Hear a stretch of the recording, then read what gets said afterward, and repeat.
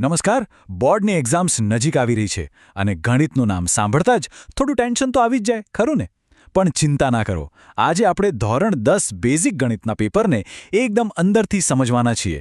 એની જે secret blueprint છે એને ખોલીને એક એવી જોરદાર સ્ટ્રેટેજી બનાવીશું કે એક્ઝામમાં કોન્ફિડન્સ એકદમ હાઈ થઈ જાય. તો ચાલો શરૂ કરીએ. મનમાં એક જ સવાલ આવે નહીં કે ભાઈ આટલા બધા ચેપ્ટર્સ, આટલા બધા ફોર્મ્યુલા, તૈયારી શરૂ તો કરવી, પણ ક્યાંથી કરવી? આ એક મોટો કોયડો છે. પણ માની લો કે હું એમ કહું કે આનો જવાબ બીજે ક્યાંય નહીં પણ ક્વેશ્ચન પેટરમાં જ છુપાયેલો છે તો? હા, બિલકુલ સાચું સાંભળ્યું.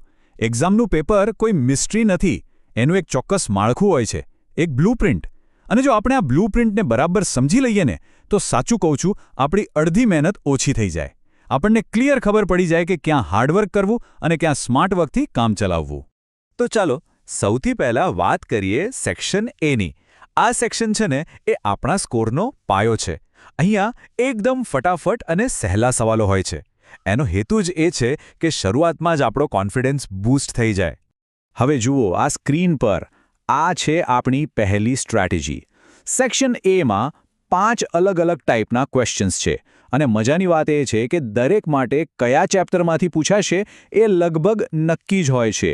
આનો સીધો મતલબ શું થયો? આખો સિલેબસ ગોખવાની જરૂર નથી. બસ આટલા ગણ્યા ગાંઠ્યા ચેપ્ટર્સ પર ફોકસ કરો એટલે સેક્શન એના માર્ક્સ સમજો કે પાક્કા. Okay, great. સેક્શન એમાં તો આપણો પાયો મજબૂત થઈ ગયો. હવે આગળ વધીએ સેક્શન બી તરફ. અહીંયા દરેક સવાલના મળશે 2 માર્ક્સ અને આ સેક્શન આપણા ટોટલ સ્કોરને એકદમ સોલિડ બનાવશે. અને અહીંયા એક બહુ જ ઇન્ટરેસ્ટિંગ વસ્તુ છુપાયેલી છે. જરા ધ્યાનથી જોજો. અમુક ચેપ્ટર્સ જેમ કે ચેપ્ટર 2, 5, 7, 8 અને 12 આ સેક્શનમાં એક નહીં પણ 2 વાર પૂછાયા છે. આ તો ગોલ્ડન ચાન્સ છે. મતલબ કે આ ચેપ્ટર્સમાંથી 2 માર્કના સવાલોની પ્રેક્ટિસ કરી એટલે માર્ક્સ મળવાના ડબલ ચાન્સ. ચાલો હવે વાત કરીએ સેક્શન સીની. અહીંથી પેપર થોડું સિરિયસ થાય છે. આ સેક્શન એ ચેક કરે છે કે આપણને વિષયની કેટલી ઊંડી સમજ છે. અને અહીં દરેક સવાલના હોય છે પૂરા 3 માર્ક્સ. સેક્શન બીની જેમ જ અહીં પણ એ જ પેટર્ન રિપીટ થાય છે. ચેપ્ટર 3, 7 અને 10 ફરી પાછા આવ્યા. આ પેટર્ન દેખાય છે? ક્વેશ્ચન પેપર પોતે જ આપણને ઇશારો કરી રહ્યું છે કે કયા ચેપ્ટર્સ પર વધારે ફોકસ કરવાનું છે. ચાલો આનું એક જબરદસ્ત એક્ઝામ્પલ જોઈએ. તો આનો મતલબ શું થયો? મતલબ સીધો અને સિમ્પલ છે. જો માત્ર એક જ ચેપ્ટર 7 એટલે કે યામ ભૂમિતિ પર એકદમ મજબૂત પકડ બનાવી લેવામાં આવે તો સેક્શન સીમાંથી સીધા 6 માર્ક્સ મળી શકે છે. વિચારો, ફક્ત એક ચેપ્ટરમાંથી 6 માર્ક્સ. આને કહેવાય સ્માર્ટ સ્ટ્રેટેજી. અને હવે આ જે સ્ક્રીન પર દેખાય છે ને એ આ આખા એનાલિસિસનો નિચોડ છે. આ ચાર્ટ બધું જ કહી દે છે. બરાબર ધ્યાનથી જુઓ. ચેપ્ટર 13 અને 14 એટલે કે આંકડાશાસ્ત્ર અને સંભાવના આખા પેપરમાં 6 વાર પૂછાય છે. 6 ટાઈમ્સ. આ સૌથી ઇમ્પોર્ટન્ટ ચેપ્ટર્સ છે. બીજું બધું ભલે ભૂલી જવાય પણ આ યાદ રાખજો, આ 2 ચેપ્ટર સફળતાની ગેરંટી છે.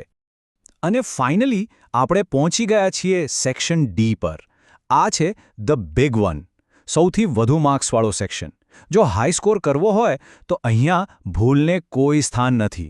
આ સેક્શન આપણી લોજિકલ સ્કિલની અસલી પરીક્ષા લે છે. અને અહીં પણ જુઓ, ફરી એકવાર એ જ સ્ટોરી. આપણા જે હીરો ચેપ્ટર્સ છે 13 અને 14 એ અહીં પણ 2 સવાલો સાથે હાજર છે. અને સાથે ચેપ્ટર 6 પણ. આનાથી એક વાત તો એકદમ સાબિત થઈ જાય છે કે જે ચેપ્ટર સૌથી વધુ વાર પૂછાય છે એ જ ચેપ્ટર સૌથી વધુ માર્ક્સવાળા સેક્શનમાં પણ દબદબો રાખે છે. આ કોઈ કોઇન્સિડન્સ નથી, આ એક ક્લિયર પેટર્ન છે. તો આટલી બધી માહિતીનું હવે આપણે શું કરીશું? જુઓ, આ એનાલિસિસનો હેતુ કોઈને ડરાવવાનો બિલકુલ નથી, પણ એક ક્લિયર અને ઇફેક્ટિવ રસ્તો બતાવવાનો છે. ચાલો આ બધી માહિતીને એક સિમ્પલ અને પાવરફુલ સ્ટડી પ્લાનમાં કન્વર્ટ કરીએ. તો આ રહ્યો જીતનો માસ્ટર પ્લાન, ફક્ત 3 સિમ્પલ સ્ટેપ્સમાં. સ્ટેપ 1, સૌથી હાઈ ફ્રીક્વન્સીવાળા ચેપ્ટર્સને પકડો. સ્ટેપ 2, એ સમજો કે એ ચેપ્ટરમાંથી કયા ટાઈપનો સવાલ આવી શકે છે. અને સ્ટેપ 3, બસ એ જ પ્રમાણે પ્રેક્ટિસ કરો. That's it. આટલું કરવાથી તૈયારી એકદમ ફોકસ્ડ અને રિઝલ્ટ ઓરિએન્ટેડ થઈ જશે. એક વાત હંમેશા યાદ રાખવા જેવી છે, ખાલી હાર્ડ વર્ક કરવું પૂરતું નથી.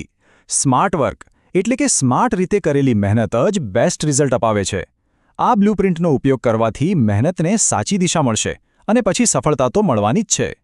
તો હવે સવાલ એ છે કે આપણી સ્ટડી સ્ટ્રેટેજી શું હશે? કયા ચેપ્ટર પર સૌથી પહેલાં ફોકસ કરવામાં આવશે? આના પર વિચારો, એક પ્લાન બનાવો અને બસ તૈયારીમાં લાગી જાઓ. સૌને પરીક્ષા માટે ઓલ ધ બેસ્ટ.